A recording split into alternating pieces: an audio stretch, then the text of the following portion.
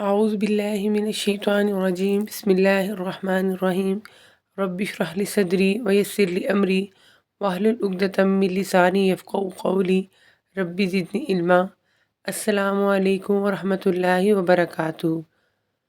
الحمدللہ، آج ہم سورۃ نور کے اہم مضامین کا خلاصہ دیکھیں گے۔ سورۃ نور قرآن مجید کی 24ویں صورت ہے جو مدنی صورتوں میں شامل ہے۔ یہ سورت 64 آیات پر مشتمل ہے اور اس کے 9 رکوع ہیں، اور اس میں مسلمانوں کے اجتماعی اور انفرادی زندگی سے متعلق اہم اخلاقی، سماجی اور قانونی احکامات دیے گئے ہیں۔ سورۃ نور، سورۃ احزاب اور سورۃ نساء یہ تینوں صورتیں ایسی ہیں جن میں عورتوں کے خصوصی مسائل اور معاشرتی زندگی کے بارے میں اہم تفصیلات بیان کی گئی ہیں۔ یہ سارے احکامات اس لیے اللہ تعالیٰ نے بیان کیے ہیں تاکہ معاشرے کو پاکیزہ اور اسلامی اصولوں کے مطابق تشکیل دیا جا سکے۔ اس صورت کے پہلے حصے میں زنا کی سزا کو بیان کیا گیا ہے۔ ارشاد ہوتا ہے، زنا کار عورت و مرد میں سے ہر ایک کو 100 کوڑے لگاؤ۔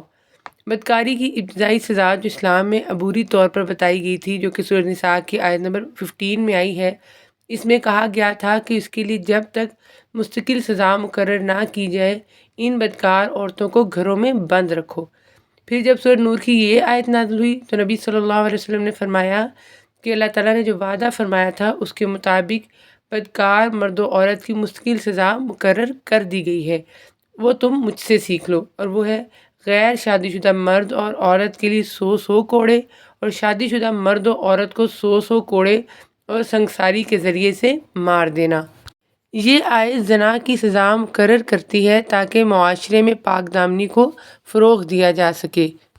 اس صورت کے دوسرے حصے میں جھوٹی تہمت یعنی قذف کا حکم آ جاتا ہے۔ ارشاد ہوتا ہے، جو لوگ پاک دامن عورتوں پر زنا کی تہمت لگائیں پھر 4 گواہ نہ پیش کر سکیں تو انہیں 80 کوڑے لگاؤ اور کبھی بھی ان کی گواہی قبول نہ کرو، یہ فاسق لوگ ہیں۔ اس آیت میں کسی پر بے بنیاد الزام لگانے کی سخت سزا بیان کی گئی ہے تاکہ معاشرتی بگاڑ روکا جا سکے۔ اس صورت کے تیسرے حصے میں واقعہ افق کو بیان کیا گیا ہے، جس میں حضرت عائشہ رضی اللہ تعالی عنہا پر لگائے گئے الزام کی تردید کی گئی ہے۔ ارشاد ہوتا ہے، جو لوگ یہ بہت بڑا بہتان باندھ لائے ہیں یہ بھی تم میں سے ہی ایک گروہ ہے، تم اسے اپنے لیے برا نہ سمجھو، بلکہ یہ تو تمہارے حق میں بہتر ہے۔ ہاں، ان میں سے ہر ایک شخص پر اتنا گناہ ہے جتنا اس نے کمایا ہے، اور ان میں سے جس نے اس کے بہت بڑے حصے کو سر انجام دیا ہے اس کے لیے عذاب بھی بہت ہی بڑا ہے۔ ان آیات میں اللہ تعالیٰ نے اسی واقعے کو اختصار و جامعیت کے ساتھ بیان فرمایا ہے۔ حضرت عائشہ رضی اللہ تعالیٰ عنہا تو ثنا و تعریف کی مستحق تھیں، عالی نسب اور عفت کردار کی مالک تھیں، نہ کہ قذف کی، لیکن ظالموں نے اس پیکر عفت کو اس کے برعکس طعن اور بہتان تراشی کا ہدف بنا لیا، تو اللہ تعالیٰ نے حضرت عائشہ رضی اللہ تعالیٰ عنہا کی برات نازل فرمائی اور مسلمانوں کو بے بنیاد الزام تراشی سے باز رہنے کا حکم دیا۔ اس صورت کے چوتھے حصے میں گھروں میں داخلے کے آداب بیان کیے گئے ہیں۔ اے ایمان والو، اپنے گھروں کے سوا اور گھروں میں نہ جاؤ جب تک کہ اجازت نہ لے لو، اور وہاں کے رہنے والوں کو سلام نہ کر لو، یہی تمہارے لیے سراسر بہتر ہے تاکہ تم نصیحت حاصل کرو۔ گزشتہ آیات میں زنا اور قذف اور ان کی حدوں کا بیان گزرا۔ اب اللہ تعالیٰ گھروں میں داخل ہونے کے آداب بیان فرما رہے ہیں تاکہ مرد و عورت کے درمیان اختلاط نہ ہو، جو عام طور پر زنا یا قذف کا سبب بنتا ہے۔ یعنی جب تک تمہیں یہ معلوم نہ ہو جائے کہ اندر کون ہے، اس نے تمہیں اندر آنے کی اجازت دے دی ہے، اس وقت تک داخل نہ ہو۔ حدیث سے معلوم ہوتا ہے کہ نبی صلی اللہ علیہ وسلم پہلے سلام کرتے پھر داخل ہونے کی اجازت طلب کرتے۔ اسی طرح آپ صلی اللہ علیہ وسلم کا یہ معمول بھی تھا کہ 3 مرتبہ آپ صلی اللہ علیہ وسلم اجازت طلب فرماتے، اگر کوئی جواب نہیں آتا تو آپ صلی اللہ علیہ وسلم واپس لوٹ آتے، اور یہ بھی آپ صلی اللہ علیہ وسلم کی عادت مبارکہ تھی کہ اجازت طلبی کے وقت آپ صلی اللہ علیہ وسلم دروازے کے دائیں یا بائیں جانب کھڑے ہوتے تاکہ ایک دم سامنا نہ ہو جس میں بے پردگی کا امکان رہتا ہے۔ اسی طرح آپ صلی اللہ علیہ وسلم نے دروازے پر کھڑے ہو کر اندر جھانکنے سے بھی نہایت سختی کے ساتھ منع فرمایا ہے، حتیٰ کہ اگر کسی شخص نے جھانکنے والے کی آنکھ پھوڑ دی تو آپ صلی اللہ علیہ وسلم نے فرمایا کہ اس پر کوئی گناہ نہیں۔ آپ صلی اللہ علیہ وسلم نے اس بات کو بھی ناپسند فرمایا کہ جب اندر سے صاحب بیت یعنی گھر والے پوچھے کون ہے تو اس کے جواب میں میں کہا جائے۔ اس کا مطلب یہ ہے کہ نام لے کر اپنا تعارف کرائے۔ یہ آداب دراصل نجی زندگی کے تحفظ اور حیا کی اہمیت کو اجاگر کرتے ہیں۔ اس صورت کے 5ویں حصے میں نظریں نیچی رکھنے اور پردے کا حکم دیا گیا ہے۔ ارشاد ہوتا ہے، مسلمان مردوں سے کہو کہ اپنی نگاہیں نیچی رکھیں۔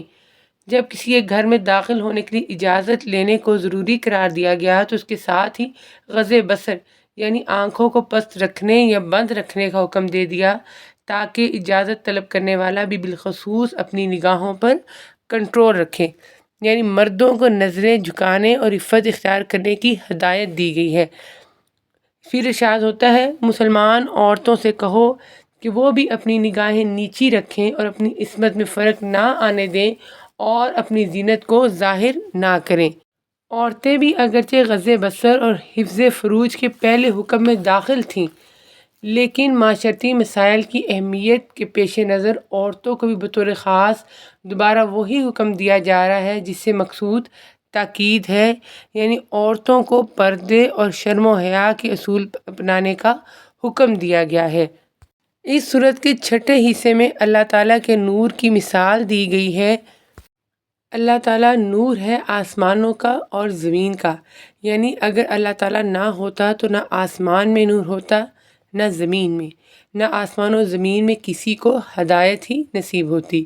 حدیث سے بھی اللہ تعالیٰ کا نور ہونا ثابت ہے، وَلَكَ الْحَمْدُ أَنْتَ نُورُ السَّمَاوَاتِ وَالْأَرْضِ وَمَنْ فِيهِنَّ۔ اس کے نور کی مثل ایک تاک کی ہے جس میں چراغ ہو اور چراغ شیشے کی قندیل میں ہو اور شیشہ مثل چمکتے ہوئے روشن ستارے کے ہو۔ وہ چراغ ایک بابرکت درخت زیتون کے تیل سے جلایا جاتا ہو، جو درخت نہ مشرقی ہے نہ مغربی، خود وہ تیل قریب ہے کہ آپ ہی روشنی دینے لگے، اگرچہ اسے آگ نہ بھی چھوئے۔ نور پر نور ہے۔ اللہ تعالیٰ اپنے نور کی طرف رہنمائی کرتا ہے جسے چاہے۔ لوگوں کے سمجھانے کو یہ مثالیں اللہ تعالیٰ بیان فرما رہا ہے، اور اللہ تعالیٰ ہر چیز کے حال سے بخوبی واقف ہے۔ اس آیت میں اللہ تعالیٰ کی ہدایت کو نور سے تشبیہ دی گئی ہے جو مومنوں کے دلوں میں روشنی پیدا کرتی ہے۔ اللہ تعالیٰ جن کے اندر ایمان کی رغبت اور اس کی طلب دیکھتا ہے، ان کی اس نور کی طرف رہنمائی فرما دیتا ہے جس سے دین و دنیا کی سعادتوں کے دروازے ان کے لیے کھل جاتے ہیں۔ جس طرح اللہ تعالیٰ نے یہ مثال بیان فرمائی جس میں اللہ تعالیٰ نے ایمان کو اور اپنے مومن بندے کے دل میں اس کے راسخ ہونے اور بندوں کے احوال قلوب کا علم رکھنے کو کلیئر کیا، واضح فرمایا کہ کون ہدایت کا اہل ہے اور کون نہیں۔ اس سورت کے 7ویں حصے میں نیک اور بدکردار لوگوں کا انجام بیان کیا گیا ہے، اور کافروں کے اعمال مثل اس چمکتی ہوئی ریت کے ہیں جو چٹیل میدان میں ہو، جسے پیاسا شخص دور سے پانی سمجھتا ہے لیکن جب اس کے پاس پہنچتا ہے تو اسے کچھ بھی نہیں پاتا۔ ہاں، اللہ کو اپنے پاس پاتا ہے جو اس کا حساب پورا چکا دیتا ہے۔ اللہ تعالیٰ بہت جلد حساب کر دینے والا ہے۔ اس آیت میں کافروں کے عملوں کی مثال دی گئی ہے کہ جس طرح سراب دور سے پانی نظر آتا ہے حالانکہ وہ ریت ہی ہوتی ہے، اسی طرح کافر کے عمل عدم ایمان کی وجہ سے اللہ تعالیٰ کے ہاں بالکل بے وزن ہوں گے، ان کا کوئی صلہ انہیں نہیں ملے گا۔ ہاں، جب وہ اللہ تعالیٰ کے پاس جائے گا تو وہ اس کے عملوں کا پورا حساب چکا لے گا۔ یعنی نیک اعمال کے بغیر زندگی بے مقصد ہے، جبکہ بدکردار لوگوں کے لیے آخرت میں ناکامی ہے۔ اس سورت کے 8ویں حصے میں نکاح اور غلاموں کی آزادی کے متعلق بیان کیا گیا ہے، اور تم میں سے جو غیر شادی شدہ ہیں ان کا نکاح کر دو، کیونکہ اسلام نکاح کو آسان بنانے اور زنا سے بچنے کی ترغیب دیتا ہے۔ اسی طرح آگے اللہ تعالیٰ ارشاد فرماتے ہیں، اور تمہارے غلام جو آزادی کے طلبگار ہوں اگر تم انہیں اچھا سمجھو تو ان سے معاہدہ کر لو۔ اسلام نے چونکہ زیادہ سے زیادہ غلامی کی حوصلہ شکنی کی پالیسی اپنائی تھی، اس لیے یہاں بھی مالکوں کو تاکید کی گئی کہ مکاتبت کے خواہشمند غلاموں سے معاہدہ کرنے میں مت ہچکچاؤ، بشرطے کہ تمہیں ان کے اندر ایسی بات معلوم ہو کہ جس سے تمہاری رقم کی ادائیگی بھی ممکن ہو۔ اس آیت کے ذریعے غلاموں کی آزادی کی حوصلہ افزائی کی گئی ہے۔ اس صورت کے 9ویں حصے میں منافقین کے عزائم اور مسلمانوں کو اتحاد کی تلقین کی گئی۔ اللہ تعالیٰ مسلمانوں کو حکم دیتے ہیں کہ وہ ایمان پر ثابت قدم رہیں اور منافقین کے جھوٹے دعووں سے محتاط رہیں۔ ارشاد ہوتا ہے، اللہ تعالیٰ نے تم میں سے ان لوگوں سے وعدہ کیا ہے جو ایمان لائے اور نیک عمل کیے کہ وہ انہیں زمین میں خلیفہ بنائے گا۔ یہ آیت اسلام کی سربلندی اور دین کے غلبے کی خوشخبری دیتی ہے۔ عہد خلافت راشدہ اور عہد خیر القرون میں اس وعدے الہی کا ظہور ہوا۔ اللہ تعالیٰ نے مسلمانوں کو زمین میں غلبہ عطا فرمایا، اپنے پسندیدہ دین اسلام کو عروج دیا اور مسلمانوں کے خوف کو امن سے بدل دیا۔ پہلے مسلمان کفار عرب سے ڈرتے تھے، پھر اس کے برعکس معاملہ ہو گیا۔ نبی صلی اللہ علیہ وسلم نے بھی جو پیش گوئیاں فرمائی تھیں وہ بھی اس عہد میں پوری ہوئیں۔ اس صورت کے 10ویں حصے میں گھروں میں حجاب کے اصول اور بچوں کے آداب بیان کیے گئے ہیں۔ بچوں اور گھریلو ملازمین کو بھی اجازت کے اصولوں کا پابند بنایا گیا ہے تاکہ شرم و حیا کا ماحول برقرار رہے۔ ارشاد ہوتا ہے، اے ایمان والو، تمہارے غلام اور وہ بچے جو بلوغت کو نہیں پہنچے 3 اوقات میں تم سے اجازت لے کر تمہارے پاس آیا کریں۔ اس میں نجی زندگی کے احترام اور شرم و حیا کے اصول دیے گئے ہیں۔ سورۃ نور مسلمانوں کو پاکیزہ، باحیا اور منظم زندگی گزارنے کی ہدایات دیتی ہے۔ یہ سورت اخلاقی اصلاح، خاندانی نظام کی بہتری اور اسلامی معاشرتی اصولوں پر زور دیتی ہے تاکہ ایک صالح اور مضبوط اسلامی سوسائٹی قائم ہو۔ بسم اللہ الرحمن الرحیم۔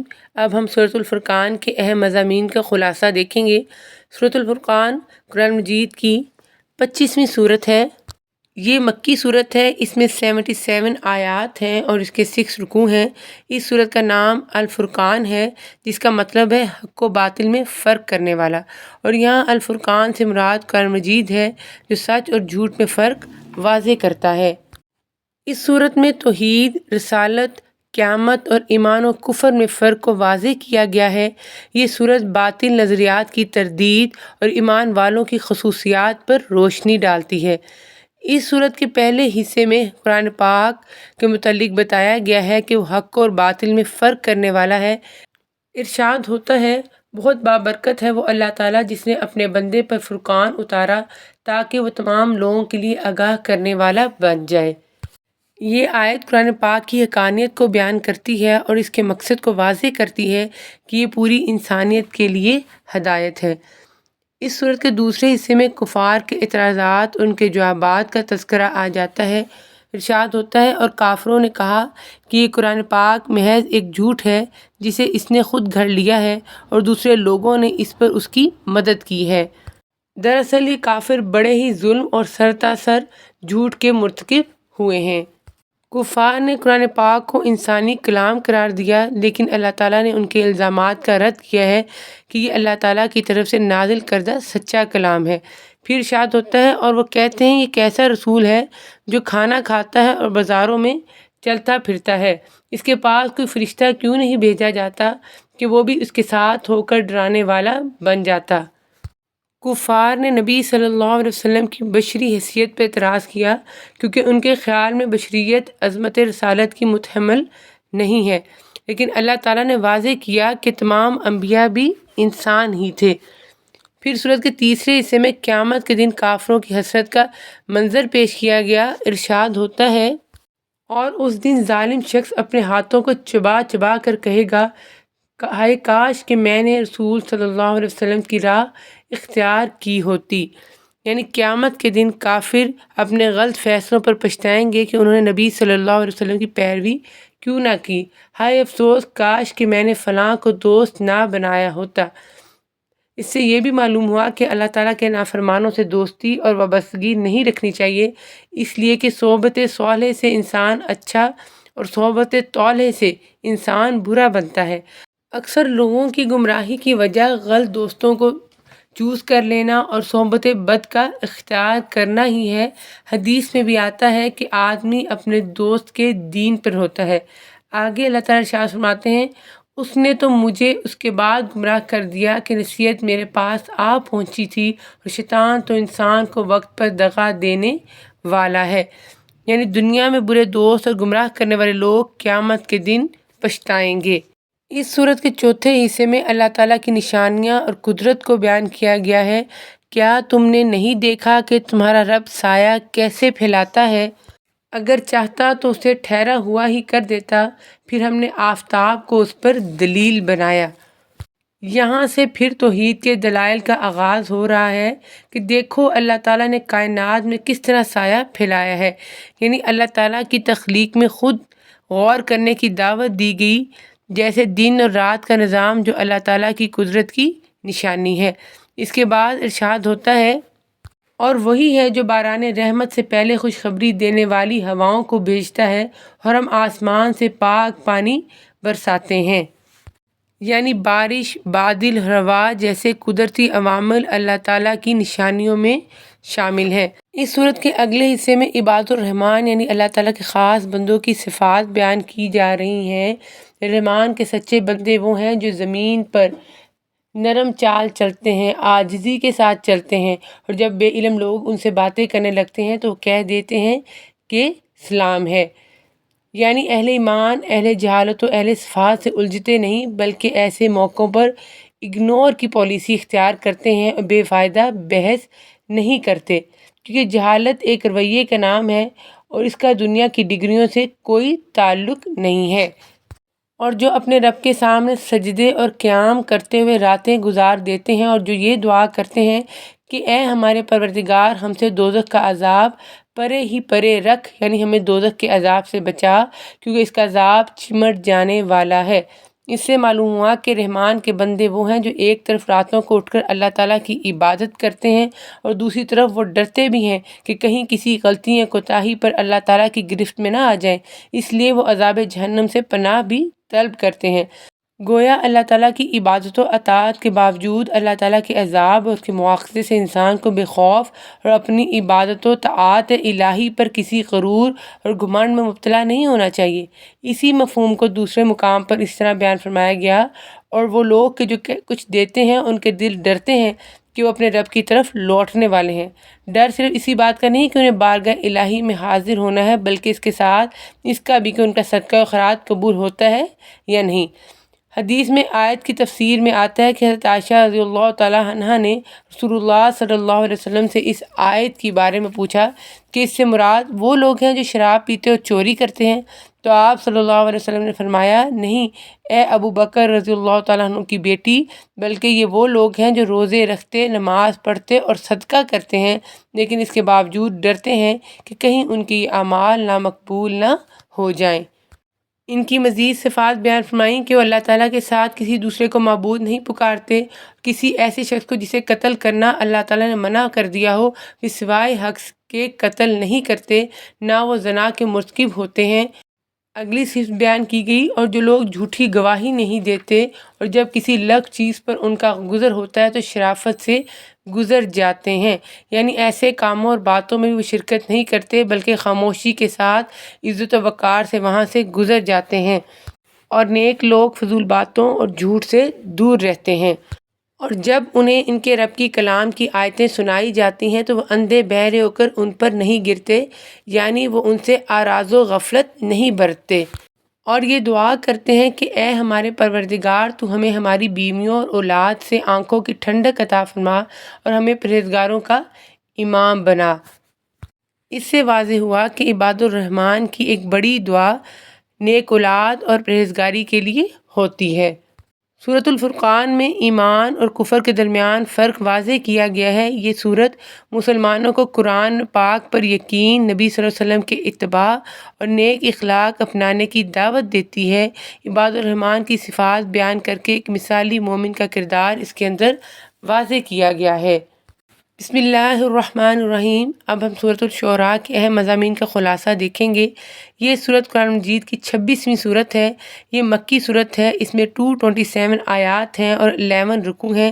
اس سورت کا نام الشعراء رکھا گیا ہے کیونکہ اس کے آخر میں ان شاعروں کا تذکرہ ہے جو گمراہی پھیلانے والے تھے، جبکہ مومن شعراء کو مستثنی قرار دیا گیا ہے۔ اس سورت کے پہلے حصے میں قرآن پاک کی حقانیت اور کفار کا انکار کا تذکرہ کیا گیا ہے۔ ارشاد ہوتا ہے، یہ آیتیں روشن کتاب کی ہیں، ان کے ایمان نہ لانے پر شاید آپ تو اپنی جان کھو دیں گے۔ یعنی قرآن پاک کو ہدایت و روشنی قرار دیا گیا ہے، ساتھ ساتھ نبی صلی اللہ علیہ وسلم کو انسانیت سے جو ہمدردی، ان کی ہدایت کی جو تڑپ تھی، اس کا اظہار کیا گیا ہے۔ پھر آگے ارشاد ہوتا ہے، اور ان کے پاس رحمان کی طرف سے جو بھی نئی نصیحت آئی اس سے روگردانی کرنے والے بن گئے۔ یہاں پر کفار کے رویے کو بیان کیا گیا ہے کہ وہ ہر نئی دلیل کو رد کر دیتے ہیں۔ اس سورت کے دوسرے حصے میں حضرت موسیٰ علیہ السلام اور فرعون کا تذکرہ کیا گیا ہے، اور جب آپ کے رب نے موسیٰ علیہ السلام کو آواز دی کہ تو ظالم قوم کے پاس جا، یہاں پر اللہ تعالیٰ حضرت موسیٰ علیہ السلام کو فرعون کی سرکشی کے خلاف کھڑا ہونے کا حکم دے رہے ہیں۔ اس کے بعد اللہ تعالیٰ ارشاد فرماتے ہیں کہ تم دونوں فرعون کے پاس جاؤ اور کہو کہ ہم تیرے پاس اپنی مرضی سے نہیں آئے ہیں، بلکہ رب العالمین کے نمائندے اور اس کے رسول کی حیثیت سے آئے ہیں۔ اور دوسری بات یہ کہ تو نے 400 سال سے بنی اسرائیل کو غلام بنا رکھا ہے، ان کو آزاد کر دے تاکہ میں انہیں شام کی سرزمین پر لے جاؤں جس کا اللہ تعالیٰ نے ان سے وعدہ کیا ہوا ہے۔ فرعون نے حضرت موسیٰ علیہ السلام کی دعوت اور مطالبے پر غور کرنے کے بجائے ان کی تحقیر و تنقیص کرنی شروع کر دی اور کہا کہ یہ تو وہی نہیں ہے جو ہماری گود میں اور ہمارے گھر میں پلا، جبکہ ہم بنی اسرائیل کے بچوں کو قتل کر دیتے تھے۔ پھر جب بلاد مصر میں حضرت موسیٰ علیہ السلام کا قیام لمبا ہو گیا اور ہر طرح سے انہوں نے فرعون اس کے درباریوں پر حجت قائم کر دی، لیکن اس کے باوجود وہ ایمان لانے پر تیار نہ ہوئے، تو اب اس کے سوا کوئی چارہ نہیں رہ گیا تھا کہ انہیں عذاب سے دوچار کر کے سامان عبرت بنا دیا جائے۔ چنانچہ اللہ تعالیٰ نے موسیٰ علیہ السلام کو حکم دیا کہ راتوں رات بنی اسرائیل کو لے کر یہاں سے نکل جائیں، اور فرمایا کہ فرعون تمہارے پیچھے آئے گا، گھبرانا نہیں۔ چنانچہ اللہ تعالیٰ نے موسیٰ علیہ السلام کی رہنمائی اور نشاندہی فرمائی کہ اپنی لاٹھی سمندر پر مارو، جس سے دائیں طرف کا پانی دائیں اور بائیں طرف کا بائیں طرف رک گیا، اور دونوں کے بیچ میں راستہ بن گیا، اور اللہ تعالیٰ کی قدرت سے سمندر پھٹ گیا اور بنی اسرائیل کو نجات ملی، جبکہ فرعون اس کا لشکر غرق ہو گیا۔ اس سورت کے تیسرے حصے میں ابراہیم علیہ السلام کی قوم کا تذکرہ آ جاتا ہے۔ جبکہ انہوں نے اپنے باپ اور اپنی قوم سے فرمایا کہ تم کس کی عبادت کرتے ہو؟ انہوں نے جواب دیا کہ عبادت کرتے ہیں بتوں کی، ہم تو برابر ان کے مجاور بنے بیٹھے ہیں۔ آپ نے فرمایا کہ جب تم انہیں پکارتے ہو تو کیا وہ سنتے بھی ہیں یا تمہیں نفع نقصان بھی پہنچا سکتے ہیں؟ انہوں نے کہا، یہ ہم کچھ نہیں جانتے، ہم نے تو اپنے باپ دادوں کو اسی طرح کرتے پایا۔ جب وہ ابراہیم علیہ السلام کے سوال کا کوئی معقول جواب نہ دے سکے تو یہ کہہ کر چھٹکارا حاصل کر لیا، جیسے آج بھی لوگوں کو قرآن و حدیث کی بات بتائی جائے تو یہی عذر پیش کیا جاتا ہے کہ ہمارے خاندان میں تو ہمارے آباء و اجداد میں سے یہی کچھ ہوتا چلا آ رہا ہے، ہم اسے نہیں چھوڑ سکتے۔ آپ نے فرمایا، کچھ خبر بھی ہے جنہیں تم پوج رہے ہو، تم اور تمہارے اگلے باپ دادا، وہ سب میرے دشمن ہیں سوائے سچے اللہ تعالیٰ کے جو تمام جہان کا پالن ہار ہے، جس نے مجھے پیدا کیا ہے، اور وہی میری راہبری فرماتا ہے، وہی ہے جو مجھے کھلاتا پلاتا ہے، اور جب میں بیمار پڑ جاؤں تو مجھے شفا عطا فرماتا ہے، اور وہی مجھے مار ڈالے گا پھر زندہ کر دے گا، اور جس سے امید بندھی ہوئی ہے کہ وہ روز جزا میں میرے گناہوں کو بخش دے گا۔ اس سے واضح ہوتا ہے کہ حضرت ابراہیم علیہ السلام نے اپنی قوم کو بت پرستی سے روکا اور انہیں توحید کی دعوت دی۔ پھر سورت کے چوتھے حصے میں حضرت نوح علیہ السلام ان کی قوم کا تذکرہ آ جاتا ہے کہ انہوں نے کہا اپنی قوم سے، پس تم اللہ تعالیٰ کا خوف رکھو اور میری فرما برداری کرو۔ تو قوم نے جواب دیا کہ کیا ہم تجھ پر ایمان لائیں؟ تیری تابع داری تو رذیل لوگوں نے کی ہے۔ انہوں نے کہا کہ اے نوح، اگر تو باز نہ آیا تو یقیناً تجھے سنگسار کر دیں گے۔ قوم نوح نے حضرت نوح علیہ السلام کو دھمکی دی، مگر آخرکار وہ لوگ طوفان میں غرق کر دیے گئے۔ اس سورت کے 5ویں حصے میں قوم عاد حضرت ہود علیہ السلام کا تذکرہ آ جاتا ہے۔ جب انہوں نے کہا کہ میں تمہارا امانت دار پیغمبر ہوں، پس اللہ سے ڈرو اور میرا کہا مانو، میں اس پر تم سے کوئی اجرت طلب نہیں کرتا، میرا ثواب تو تمام جہان کے پروردگار کے پاس ہی ہے۔ پھر ان کے ظلم و تشدد اور قوت و طاقت کی طرف اشارہ کر رہے ہیں کہ جب کسی پر ہاتھ ڈالتے ہو تو سختی اور ظلم سے پکڑتے ہو، اللہ تعالیٰ سے ڈرو اور میری پیروی کرو۔ قوم عاد ظلم و تکبر میں مشہور تھی، جس کی وجہ سے ان پر سخت آندھی کا پھر اللہ تعالیٰ نے عذاب بھیجا۔ اس کے بعد اس سورت کے 6 حصے میں قوم سمود حضرت صالح علیہ السلام کا تذکرہ آ جاتا ہے۔ ان کے بھائی صالح نے ان سے فرمایا، کیا تم اللہ تعالیٰ سے نہیں ڈرتے؟ میں تمہاری طرف اللہ تعالیٰ کا امانت دار پیغمبر ہوں، بس اللہ تعالیٰ سے ڈرو اور میری اطاعت کرو، بے باک حد سے گزر جانے والوں کی اطاعت سے باز آ جاؤ۔ آپ نے فرمایا، یہ ہے اونٹنی، پانی پینے کی ایک باری اس کی اور ایک مقررہ دن کی باری پانی پینے کی تمہاری۔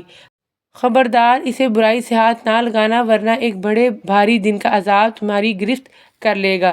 پھر بھی انہوں نے اس کی کوچیں کاٹ ڈالیں، بس وہ پشیمان ہو گئے۔ قوم سمود نے صالح علیہ السلام کی اونٹنی کو قتل کر دیا، جس کے بعد ان پر زلزلہ اور آسمانی عذاب آیا۔ اس سورت کے 7ویں حصے میں لوط علیہ السلام کی قوم کا تذکرہ کیا گیا ہے۔ ان سے ان کے بھائی لوط علیہ السلام نے کہا، کیا تم اللہ تعالیٰ کا خوف نہیں رکھتے اور تمہاری جن عورتوں کو اللہ تعالیٰ نے تمہارا جوڑ بنایا ہے ان کو چھوڑ دیتے ہو، بلکہ تم ہو ہی حد سے گزر جانے والے۔ قوم لوط بدفعلی میں مبتلا تھی، جس کے سبب ان پر پتھروں کی بارش کا اللہ تعالیٰ نے عذاب نازل فرمایا۔ اس کے بعد اس سورت کے 8ویں حصے میں حضرت شعیب علیہ السلام اور مدین کی قوم کا تذکرہ کیا گیا ہے، جبکہ ان سے شعیب علیہ السلام نے کہا کہ کیا تمہیں ڈر خوف نہیں؟ نہ پورا بھرا کرو، کم دینے والوں میں شمولیت نہ کرو، اور سیدھی صحیح ترازو سے تولا کرو، لوگوں کو ان کی چیزیں کمی سے نہ دو، بے باکی کے ساتھ زمین میں فساد مچاتے نہ پھرو۔ قوم مدین میں ناپ تول میں کمی کی برائی تھی، جس کی وجہ سے ان پر آسمانی عذاب نازل ہوا۔ اس سورت کے 9ویں حصے میں قرآن پاک کی صداقت اور نبی کریم صلی اللہ علیہ وسلم کو تسلی دی گئی ہے۔ کفار مکہ نے قرآن پاک کے وحی الہی اور منزل من اللہ ہونے کا انکار کیا اور اسی بنا پر رسالت محمدیہ اور دعوت محمدیہ کا انکار کیا۔ اللہ تعالیٰ نے انبیاء علیہ السلام کے واقعات بیان کر کے یہ واضح کیا اور بے شک و شبہ یہ قرآن پاک رب العالمین کا نازل فرمایا ہوا ہے، اسے ایمانت دار فرشتہ لے کر آیا ہے، آپ کے دل پر اترا ہے کہ آپ آگاہ کر دینے والوں میں سے ہو جائیں۔ اس سورت کے آخر میں اللہ تعالیٰ ارشاد فرماتے ہیں، شاعروں کی پیروی وہ کرتے ہیں جو بہکے ہوئے ہوں۔ کیا آپ نے نہیں دیکھا کہ شاعر ایک ایک بیابان میں سر ٹکراتے پھرتے ہیں اور وہ کہتے ہیں جو کرتے نہیں۔ یہاں پر بے راہ روی پھیلانے والے شاعروں کی مذمت کی گئی، مگر نیک شعراء کو مستثنیٰ قرار دیا گیا۔ شاد ہو رہا کہ سوائے ان کے جو ایمان لائے اور نیک عمل کیے اور بکثرت اللہ تعالیٰ کا ذکر کیا اور اپنی مظلومی کے بعد انتقام لیا، جنہوں نے ظلم کیا ہے وہ بھی ابھی جان لیں گے کہ کس کروٹ الٹتے ہیں۔ اس سے ان شاعروں کو مستثنیٰ قرار دیا گیا جن کی شاعری صداقت اور حقائق پر مبنی ہے، اور تثنیٰ ایسے الفاظ سے فرمایا جس سے واضح ہو جاتا ہے کہ ایماندار، عمل صالح پر کاربند اور کثرت سے اللہ تعالیٰ کا ذکر کرنے والا شاعر غلط شاعری جس میں جھوٹ، غلو اور افراط و تفرید ہو کر ہی نہیں سکتا۔ یہ ان لوگوں کا کام ہے جو مومنانہ صفات سے عاری ہوں۔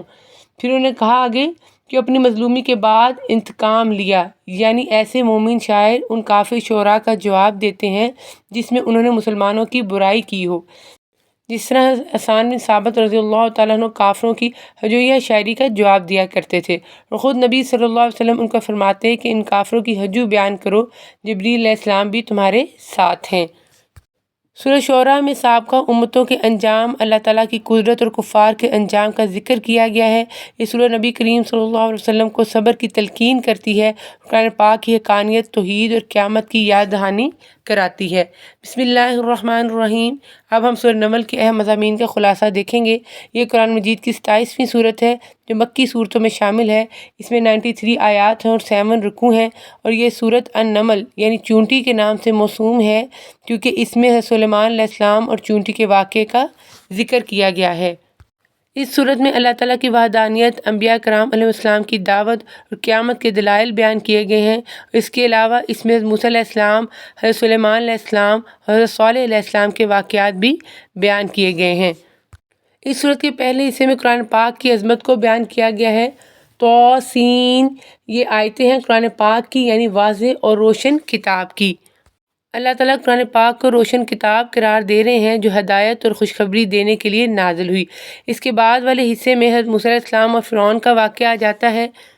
یاد ہوگا جب کہ موسیٰ علیہ السلام نے اپنے گھر والوں سے کہا، میں نے آگ دیکھی ہے، میں وہاں سے یا تو کوئی خبر لے کر یا آگ کا کوئی سلگتا ہوا انگارہ لے کر ابھی تمہارے پاس آ جاؤں گا تاکہ تم سینک تاب کر لو۔ پھر اس کے بعد اس حصے میں موسیٰ علیہ السلام کا کوہ طور پر اللہ تعالیٰ سے کلام، عصا کا اژدہا بننا اور فرعون کی نافرمانی کا تذکرہ کیا گیا ہے۔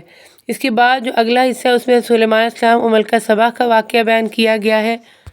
اس حصے میں سلیمان علیہ السلام کو پرندوں کی جو بولی سمجھنے کا علم دیا گیا اس کا تذکرہ جاتا ہے، اور کہنے لگے کہ لوگوں، ہمیں پرندوں کی بولی سکھائی گئی ہے اور ہم سب کچھ میں سے دیے گئے ہیں، بے شک یہ بالکل کھلا ہوا فضل الہی ہے۔ یوں بولیاں تو تمام جانوروں کی سکھائی گئی تھی، لیکن پرندوں کا ذکر بطور خاص اس لیے کیا کہ پرندے سائے کے لیے ہر وقت ساتھ رہتے تھے۔ پھر چونٹی کا واقعہ بیان کیا گیا ہے، اور پھر پرندے کی ملکہ سبا کی جو خبر لانا ہے اس کا تذکرہ آ جاتا ہے۔ اس کے بعد سلیمان علیہ السلام کا ان کے دربار میں ملکہ بلقیس کا جو تخت ہے وہ منگوایا تھا، اس کا تذکرہ آ جاتا ہے۔ پھر اگلی آیات میں حضرت صالح علیہ السلام اور سمود کی قوم کا تذکرہ آ جاتا ہے۔ یقیناً ہم نے سمود کی طرف ان کے بھائی صالح کو بھیجا کہ تم سب اللہ تعالیٰ کی عبادت کرو، پھر بھی وہ دو فریق بن کر آپس میں لڑنے جھگڑنے لگے۔ ان سے مراد کافر اور مومن ہے، اور جھگڑنے کا مطلب ہر فریق کا یہ دعویٰ ہے کہ وہ حق پر ہے۔ قوم سمود کو صالح علیہ السلام نے اللہ تعالیٰ کی طرف بلایا، لیکن انہوں نے اونٹنی کا معجزہ دیکھنے کے باوجود انکار کیا اور عذاب میں ہلاک ہو گئے۔ اس کے بعد اگلی آیات میں حضرت لوط علیہ السلام اور ان کی قوم کا تذکرہ آ جاتا ہے، جس میں قوم لوط کی بدفعلی اور ان پر نازل ہونے والے عذاب کا ذکر کیا گیا ہے۔ اس سے اگلی آیات میں توحید اور قدرت الہی کا تذکرہ آ جاتا ہے، جس میں ارشاد ہوتا ہے، تو کہہ دے کہ تمام تعریف اللہ ہی کے لیے ہے اور اس کے ورزیدہ بندوں پر سلام ہے۔ کیا اللہ تعالیٰ بہتر ہے یا وہ جنہیں یہ لوگ شریک ٹھہرا رہے ہیں؟ اللہ تعالیٰ کی وحدانیت، زمین و آسمان کی تخلیق اور اس کی قدرت کے یہاں پر دلائل دیے گئے ہیں۔ اگلی آیات میں قیامت اور کافروں کی نافرمانی کا تذکرہ کیا گیا ہے، بلکہ آخرت کے بارے میں ان کا علم ختم ہو چکا ہے، بلکہ یہ اس کی طرف سے شک میں ہے، بلکہ یہ اس سے اندھے ہیں۔ کافروں نے کہا کہ کیا جب ہم مٹی ہو جائیں گے اور ہمارے باپ دادا بھی، کیا ہم پھر نکالے جائیں گے؟ یہاں پر مشرکین کی قیامت کے انکار کا جواب دیا گیا اور انہیں آخرت کی حقیقت سے آگاہ کیا گیا۔ اس کے بعد قیامت کی نشانیاں اور اللہ تعالیٰ کی قدرت کا بیان آ جاتا ہے۔ جب ان کے اوپر عذاب کا وقت ثابت ہو جائے گا، ہم زمین سے ان کے لیے ایک جانور نکالیں گے جو ان سے باتیں کرتا ہوگا کہ لوگ ہماری آیتوں پر یقین نہیں کرتے۔ یہ دعویٰ وہی ہے جو قرب قیامت کی علامات میں سے ہے، جیسا کہ حدیث میں ہے، نبی صلی اللہ علیہ وسلم نے فرمایا، قیامت اس وقت تک قائم نہیں ہوگی جب تک تم 10 نشانیاں نہ دیکھ لو، ان میں ایک جانور کا نکلنا ہے۔ دوسری روایت میں ہے، سب سے پہلی نشانی جو ظاہر ہوگی وہ ہے سورج کا مشرق کی بجائے مغرب سے طلوع ہونا اور چاشت کے وقت جانور کا نکلنا۔ ان دونوں میں سے جو پہلے ظاہر ہوگی، دوسری اس کے فوراً بعد ہی ظاہر ہو جائے گی۔ زمین سے ایک جانور یعنی دابۃ الارض کے نکلنے، قیامت کے دن کی خوفناک منظر اور اللہ تعالیٰ کی حمد و تمجید کا یہاں پر تذکرہ کیا گیا ہے۔ سورۃ النمل میں اللہ تعالیٰ کی توحید بیان کی گئی، اس کے ساتھ ساتھ نبیوں کی دعوت، قیامت کے دن کی حقیقت اور نافرمان قوموں پر عذاب کا تذکرہ کیا گیا ہے۔ اس کا پیغام یہ ہے کہ صرف اللہ تعالیٰ کی عبادت کرو اور اس کی قدرت پر یقین رکھو۔ اللہ تعالیٰ سے دعا ہے کہ اللہ تعالیٰ ہمیں اپنے نیک بندوں میں شامل فرمائے۔ وآخر دعوانا ان الحمد للہ رب العالمین۔